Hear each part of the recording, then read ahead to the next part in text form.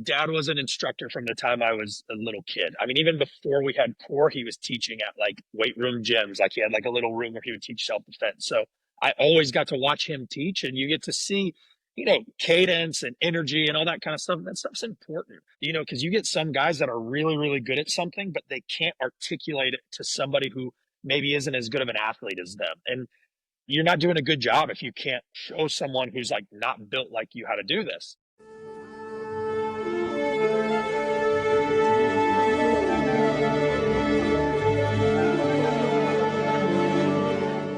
Forever White Belt. I'm your host, Adolfo Ferranda. Today on the show, we have the pleasure of speaking with Nathan Haddad, a seasoned martial artist and esteemed instructor in the Brazilian Jiu-Jitsu community. Nathan's journey in martial arts began at the young age of 6, and over the past 2 decades, he's honed his skills to become a black belt in Brazilian Jiu-Jitsu under the legendary Helio Seneca Moreira. His dedication to the art is evident through his impressive competitive record, which includes podium finishes at prestigious events such as the IBJJF No-Gi World Championships, No-Gi Pan American Games, and multiple regional tournaments, including his latest victories at the PGF. Beyond his accomplishments on the mat, Nathan is a passionate instructor at Core Combat Sports in Louisville, Kentucky, where he imparts his knowledge to both adults and children. His teaching philosophy emphasizes the importance of discipline, technique, and fostering a supportive community for all practitioners. In this episode, we delve into Nathan's early beginnings in the martial arts and his transition from student to instructor, and the experiences that have shaped his approach to both competition and teaching. We also explore his insights on the evolving landscape of Brazilian Jiu-Jitsu and his vision for the future of the sport. And with that, I give you Nathan Haddad. Nathan, welcome to the show, man. Hey, what's up, man? Thanks for having me. Now, Nathan, you are a black belt under Helio Seneca, correct? Yes, sir. Wow, what an honor. A lot of people surprisingly don't know who Helio is. Man, his half guard game and, his bottom game, it's incredible. Yeah, it's pretty, I'm super fortunate. I think I didn't really realize that until like my late teens. I started jujitsu when I was 6, and I started with Soneca. I was probably 7 or 8. So I had a few years with a different instructor, and then Soneca moved to Louisville. And so I was very privileged to have like a adult black belt world champion run me from literally white belt to black belt. I mean, every kid's belt I had, like white to gray to yellow to orange to green, and then every adult belt, white, blue, purple, brown, black, was all under Seneca. And to me, more importantly, all in-house too. So, I mean, there was maybe a spurt of maybe 3 years when he was in Atlanta when I was in high school, maybe 4. But for the most part, it was like my 6 days a week of training was directly under Seneca. I mean, we call him our crazy uncle for a reason. I mean, it was insane. And so it's pretty cool. Like for me, that's a big thing now looking back, like how fortunate I got to really study his mind and see how amazing that guy is. And he's a hidden treasure, man. He's best in the business for a reason. So I'm super fortunate to have come up under him. Incredible. And also your father runs Core Combat Sports, correct? Rolando? Yes, sir. Yeah. So dad's a black belt as well under Seneca. He opened the gym in 2002. And he kind of had this thought of he was teaching more self-defense. Correct. Krav Maga and all kinds of stuff. He's a true martial artist. Yep. And so he had done some kickboxing, boxing, and at that point he hadn't done jiu-jitsu yet, 2002. He really wanted something like a gym that had it all. And at that time, like 2002 in Kentucky, there was not that much. And especially not a lot of gyms that had everything: boxing, kickboxing, jiu-jitsu, MMA, like everything. And so what dad did, I always thought was really cool, is he didn't try to like, I'm going to be the guy for everything. He was like, who's the best boxing coach I can find? And he found him. And he said, who's the best jujitsu instructor I can find? And he found him. And so we really brought in this like powerhouse of Seneca and our coach Abdul Jarvis too for boxing. And there was kind of this like big 3 there of the self-defense, the boxing, and the jiu-jitsu. And it just built the room into what it is today. It's a pretty cool thing. And so you essentially grew up in Core Combat Sports, correct? Yeah, no, I'm definitely the definition of a single sport athlete. So I was all in on jujitsu, boxing, kickboxing, like martial arts I really loved. I wrestled in high school as well, but other than MMA, that, right, too? I had a couple of MMA fights as well. But no, I was not really a football, basketball. I mean, I played like pee wee soccer and stuff like that. But it was, yeah, from the time I was 6 really up until now, all in the gym. So it's a pretty cool thing.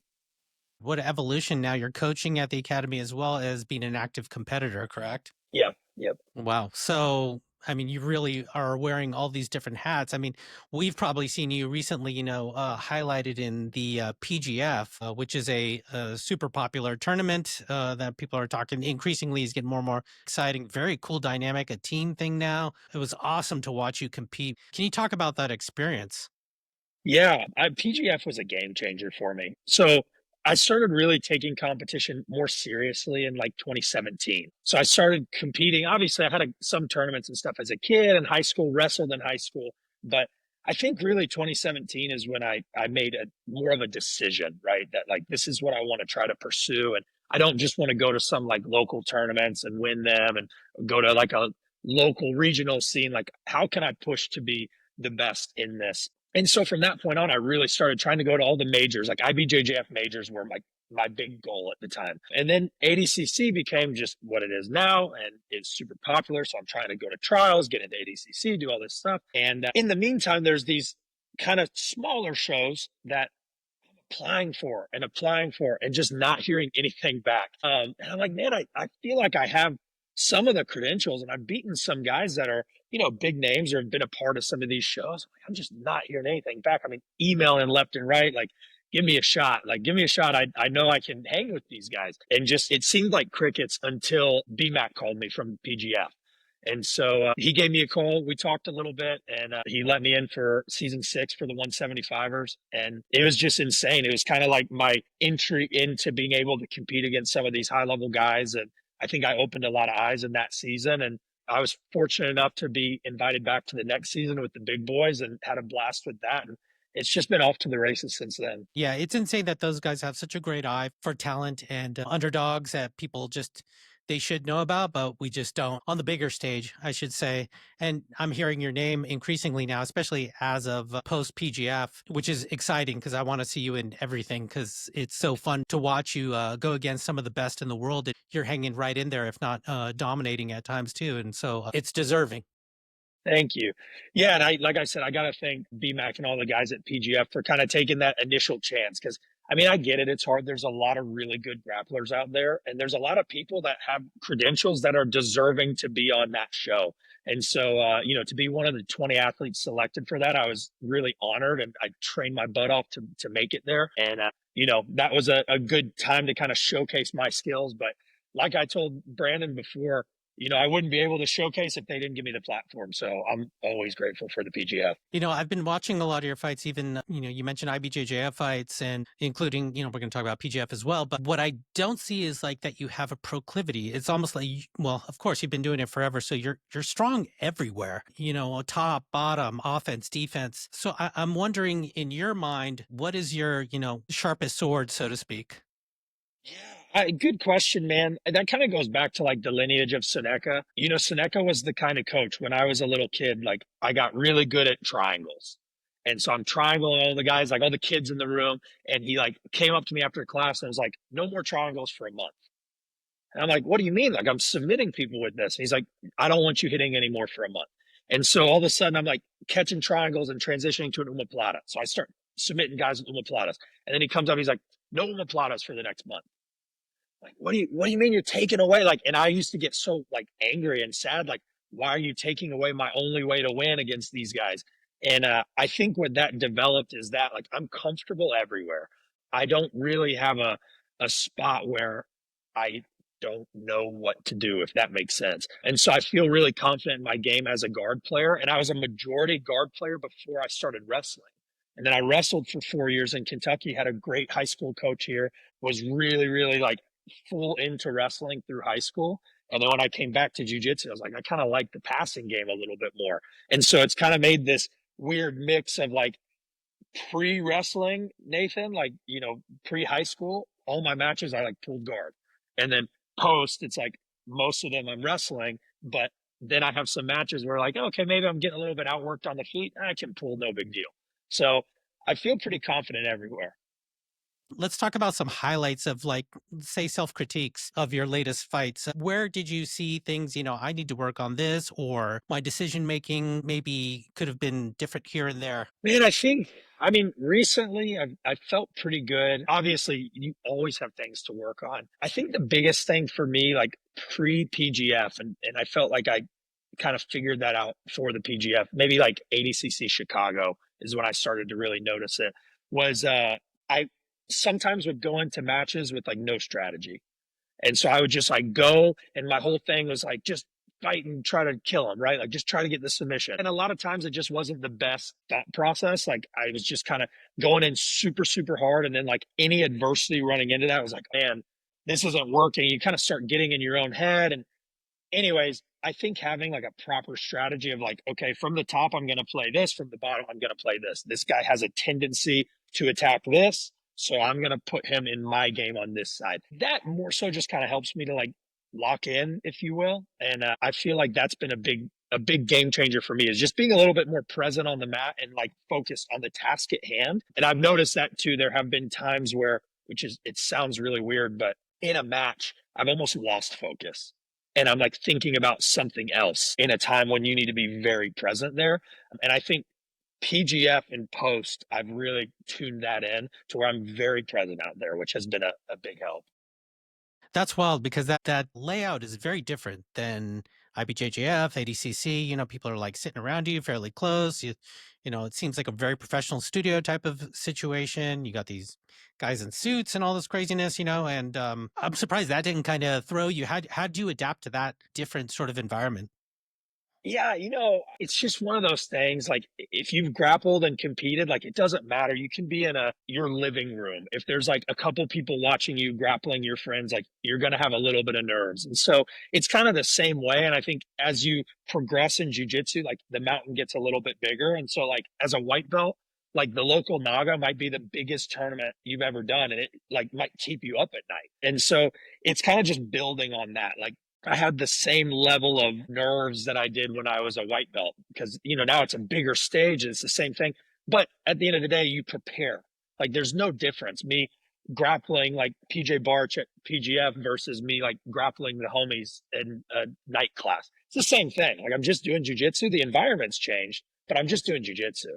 But you have like Hodger Gracie and Eddie Bravo, and I mean, they're right there watching you. Some of the biggest names and legends in the sport. What's going through your mind? Man, I just want to showcase my jujitsu. And I think too, like having fought a little bit of MMA, not that I really even had that big of MMA experience. I had two fights. It's not that much MMA experience, but going into those encounters, right? It's like I could come out of here and like be really, really hurt, right? Like this is one of those things where like I could change my life. Like I have to be very, very cautious moving forward here.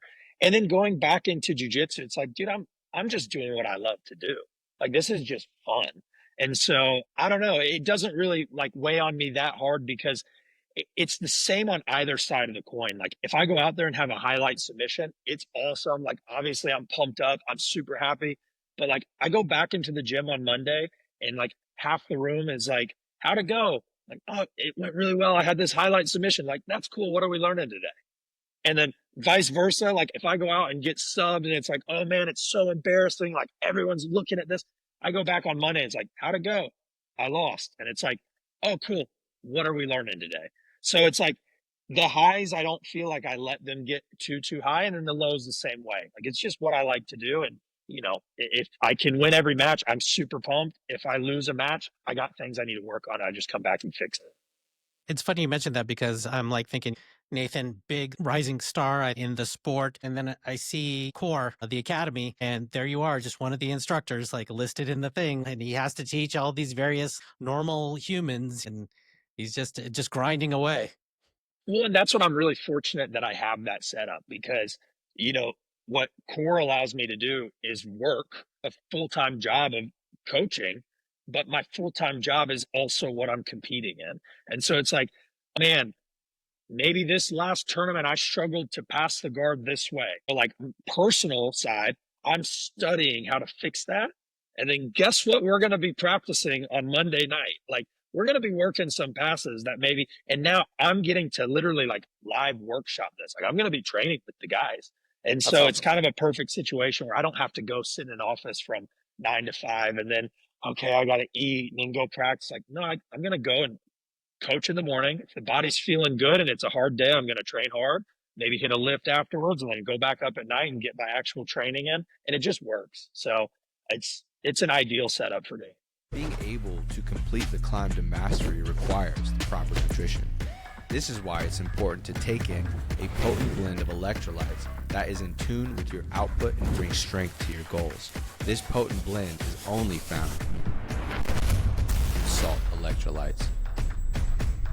I'm blown away by your teaching as well. You have online offerings, and I checked out, I got the free 20 instructions there. I've watched a lot of your YouTube instructions, and I'm just blown away.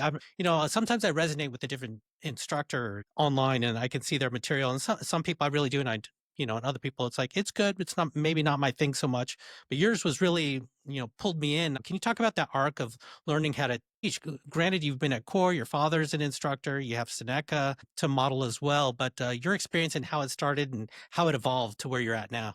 Yeah, absolutely. So again, man, just like fortunate of my environment. Dad was an instructor from the time I was a little kid. I mean, even before we had Core, he was teaching at like weight room gyms. Like he had like a little room where he would teach self-defense. So I always got to watch him teach, and you get to see, cadence and energy and all that kind of stuff. And that stuff's important, because you get some guys that are really, really good at something, but they can't articulate it to somebody who maybe isn't as good of an athlete as them. And you're not doing a good job if you can't show someone who's like not built like you how to do this.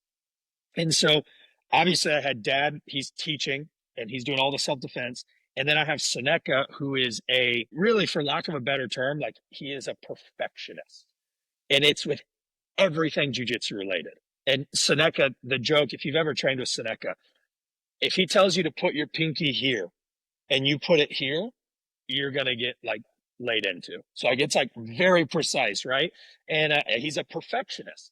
What's cool about that is like you get to kind of pick up on why. And for me, being the kid that like every summer I'm training twice a day, every day under this guy. And then I'm doing 2 adult classes as a kid, and I'm also taking the kids' classes. So I'm getting like 4 classes a day with this guy when I'm a kid. And just seeing how he like teaches this kind of stuff, it's helpful. And I think with that too, probably like 12 or 13, he's having me because again, now I'm wanting to just do the adult class. At that time, I thought I was like too cool for the kids class. The way to make me do kids classes, he said, "Oh, come help me teach. Come help me teach the little kids." And so, you're going to be my helper.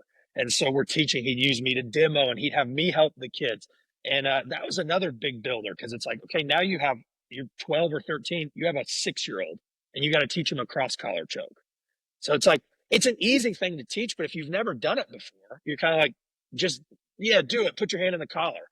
But from Seneca, that was like, no, show him exactly how to do it. And I want you to tell him my way. And so I think that really helped get me to teach. But again, I just a product of my environment. I was lucky to have great instructors around me all growing up. So was it ugly early on for you when you were teaching? Like when you think back and like, I wasn't that great of an instructor, and man, I midway here, I became a little bit better, and to where you are now. Yeah, I think anybody who teaches jujitsu will go through it. Like, I think my biggest hurdle, I had 2 big issues when I first started teaching. The first one was I was like an 18-year-old purple belt. And just that alone, Seneca was still teaching full time, but if he'd go teach a seminar, if he was out of town, I would run some of the classes, and not all of them. We had other black belts and stuff as well. But, at the time I was rolling pretty well. It's like, you can show some stuff. But the first issue was, okay, now you're an 18-year-old kid. You're a freshman in college. You're teaching jujitsu to like a 40-year-old doctor who's, has kids. Sometimes that just didn't go over like super well, and you'd have people like not really want to pay attention to that. And then I've never been like like belts completely matter, but I think to some people they do, and some people see like, well, if this purple belt's telling me this, what would this black belt tell me? So I think that was a little bit of a hurdle. And then also I struggled early on with, I wanted to show people things that I thought was cool and what I thought they would really like to learn rather than what the room needed to learn. And that's something that like Seneca does perfect. It doesn't matter if there is a black belt world champion in the room, but the rest of the room is like white and blue belts. you better believe we're taking like 20 minutes to learn how to make a posture from the closed guard. Like something so, and you're all sitting there like, man, we've done this 100 times. But he would probably get way more of a response. And I realized that early. Like, man, I have all these people coming up telling me how awesome the class was when I taught like, a really funky berimbolo to white belts. And you don't have that same response when you teach like a scissor sweep to white belts. But what does the white belt need? Probably needs a scissor sweep first. And I think that that was one thing that I lacked early on is I wanted to show people what I knew rather than what they needed to be a better practitioner. And I feel like I've done a better job now as a black belt and just in later years teaching more of like the room needs this. This is what we're going to build on rather than Nathan is really enjoying this sweep. So we're going to only do this sweep. So that's been helpful. Wow, what an epiphany. So I guess then the opposite is what makes a great student? I think just someone that shows up, man. I mean, for the most part, I always say like jujitsu is simple. It's not easy, but it's a simple thing. Like show up to practice like 6 days a week and you're going to be really good. Show up one day a week and take months off in between, you're probably not going to be that good. And that's just kind of what I've seen is like, I have some students that'll come. Like I have a couple guys that train with me 5 days a week and they're there twice a day. Like they come morning and night every day. And then I'll have a higher belt. A couple of them now are blue belts, but I'll have a brown or black belt come up and say, man, I don't know why, but like this kid is just like giving me so many problems. And he's like, I don't know why. He's just must be so talented in this. Of course, they are talented, but I just tell him, like, pull out your calculator and do the math. Like, you train twice a week. He trains twice a day. It's like laps on a track. He has lapped you. Like, in his year of training, he's trained more than you have in the last 5 years. And so you start to see, I think for me, that's what makes the best student is just somebody who's dedicated and not dedicated of you're going to give up everything to do jujitsu because not everybody's in it for that. But even if you're training 3 days a week, that consistency, I think, is what makes a really good student. I value the volume over intensity every time. Just show up for a few years and then we can see what you got. But if you don't get past that first hump of like, what's going on, it doesn't matter if you train really hard every time you come in. It just isn't going to help. Let's pretend it's like Nathan's university, the king of everything. We slightly touched on the belt situation or topic, right? The value of belts, the meaning of belts. In your example, it's a perfect example of like, let's say a blue belt kid who's training twice a week now because he can versus the brown belt now. Should we demote the brown belt? Should that blue belt kid get automatically a brown belt? It's becoming a bit confusing now compared to what it used to be, especially with the dearth of athletes now coming in, or practitioners or hobbyists, whatever you may want to call them. And the amount of information, how often they're coming, things like that. Your perspective on the belt. And I think the belt's important. I guess in jiu-jitsu, it's a good problem to have. There are so many people now that really like to do jiu-jitsu, which is really cool because not that I'm like a OG in jiu-jitsu by any means, but like from my perspective in 2002 in Kentucky, like if I saw a purple belt, that was like, you must be an elite grappler. Like we didn't see purple belts that often, right? And so now to see like, there's just so many people that do jiu-jitsu, it's a really cool thing. But what that lends itself to is like different standards. So, Seneca, I told you earlier, like you're getting laid into if you're off a centimeter and he holds you to a very high standard. Other people maybe don't hold their students to that high of a standard. Is that the right answer? I don't know. Like I'm not the end all be all in jujitsu. For me, the biggest thing is like skill acquisition. And then what's your potential? Because like obviously I have a lady who trains with us and she's 73 years old. She's amazing, like trains a few days a week. I can't hold her to the same standard that I hold the 19-year-old kid that wants to be a professional athlete. It's a different thing. And so like, okay, yes, she's getting promoted and she's getting this and maybe I'm holding him and whatever, but his potential in the sport is a straight line up and I don't know where it ends. And hers could be the same as well, but it's just your starting point is much different. And so I think that's kind of for me, it's everybody's a bit different. Everybody's journey is a little bit different. Everybody's goals in the sport are a little bit different. And so, some instructors, like they'll promote someone really quick because that's what they feel. It's their student. For me, it's like I said, skill acquisition. How consistent are you?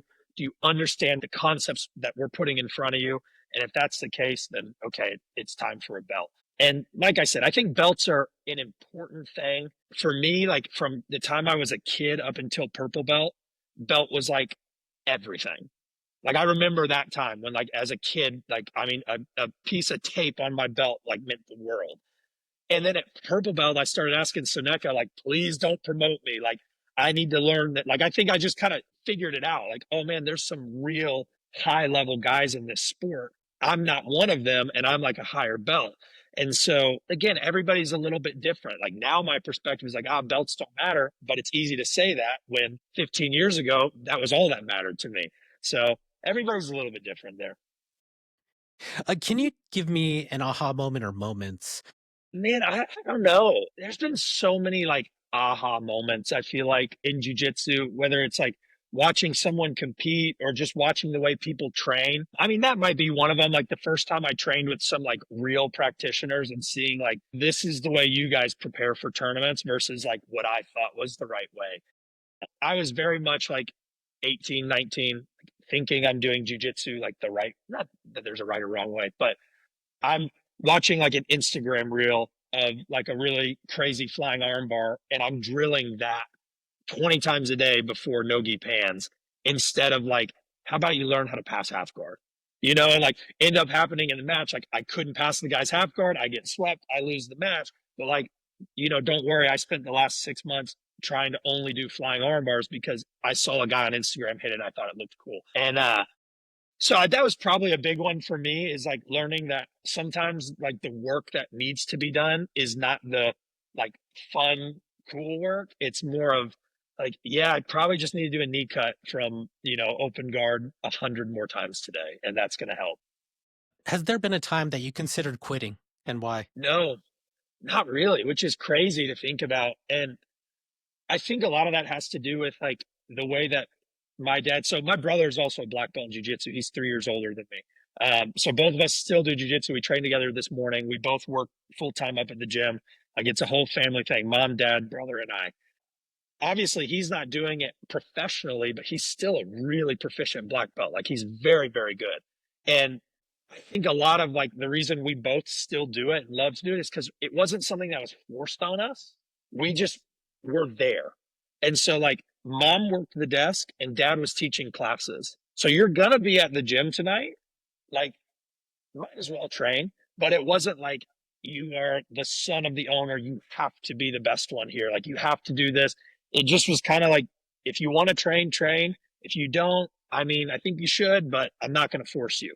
And then Soneca, who was the jujitsu coach, he kind of got to be the bad guy and could come out like, oh, you're being so lazy. Like, come train. And so I think that kind of structure of it never really made me not want to train. And we also just had such like cool people around, like all of the, you had like some really badass military guys or whatever it was, fighters, all this cool stuff.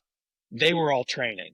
And so as a kid, I'm like, well, those guys are cool and they do jujitsu. So I want to do jujitsu. And so no, I really never had a time that I didn't want to do jujitsu. So let's talk about your offerings or offering. Personally, I saw that you have coreprobjj.com. Can you explain what that is?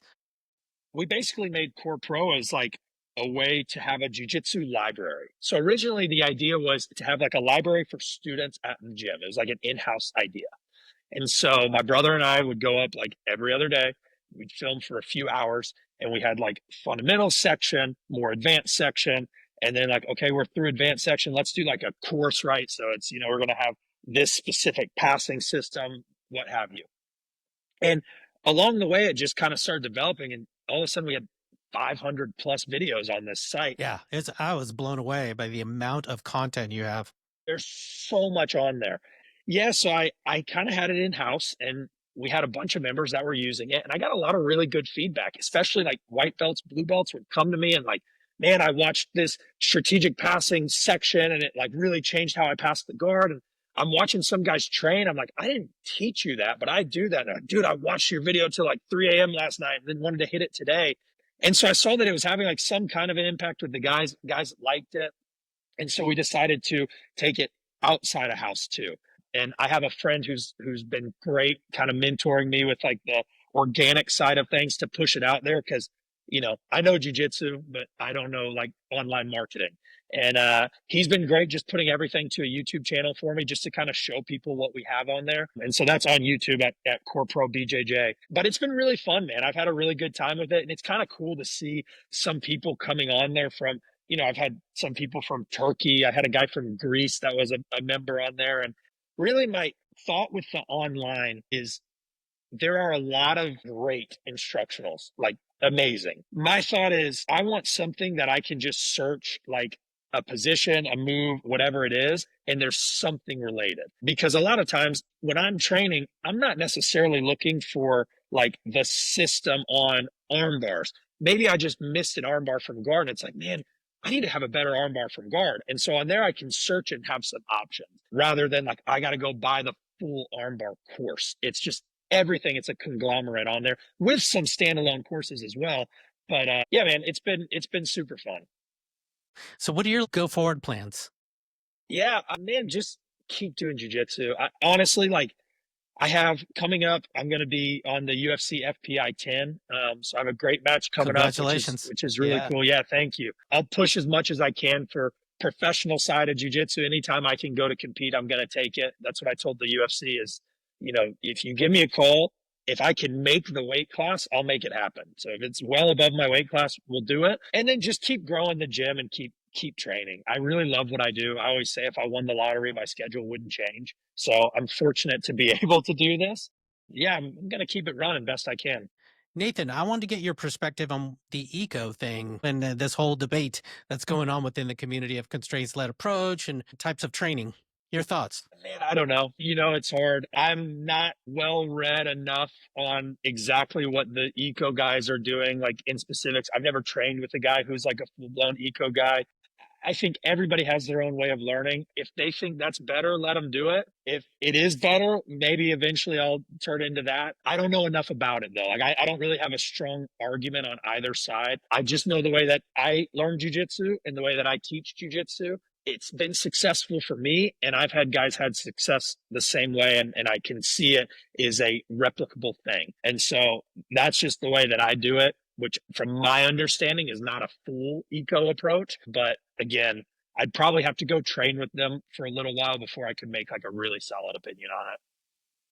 So we've touched on a lot of it, but I wanted to get your thoughts on what makes a great instructor. Good question. Man, I think a lot of different things make a good instructor, and it really depends again on like what your goal is. So if your goal is just to be a better human, like a better person and maybe learn a little bit more about yourself, I guess a good instructor is just somebody that's kind and can give you good values.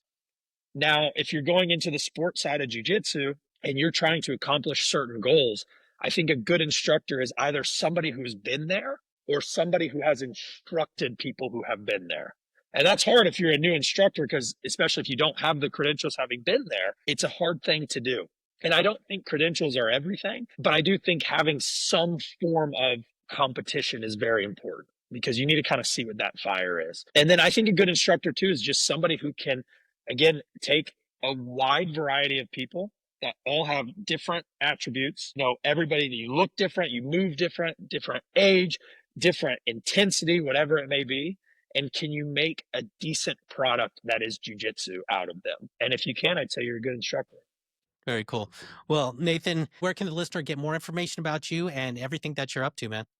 Absolutely. Most personal stuff with me is my Instagram. It's just my name, Nathan Haddad _. And then if you want to look into our online jujitsu, like I said before, I try to download my whole brain there. So I always say it's like everything from white belt to black belt is all on there. It's coreprobjj.com. We have a free membership on there. We also have a free YouTube channel if anybody wants to check that out. Yeah, it's awesome. All right, everyone. Thanks for watching, listening out there. I'm your host, Adolfo Ferranda. There's the VIP membership. Thumbs up, share it with a friend. Leave some comments. It really helps in the algorithm and that whole thing. So thank you again, and we'll see you guys next time. Nathan, thanks so much, man, for making the time and being on the show, man. Yes, sir. Thanks for having me, brother. Right on. All right. See you guys.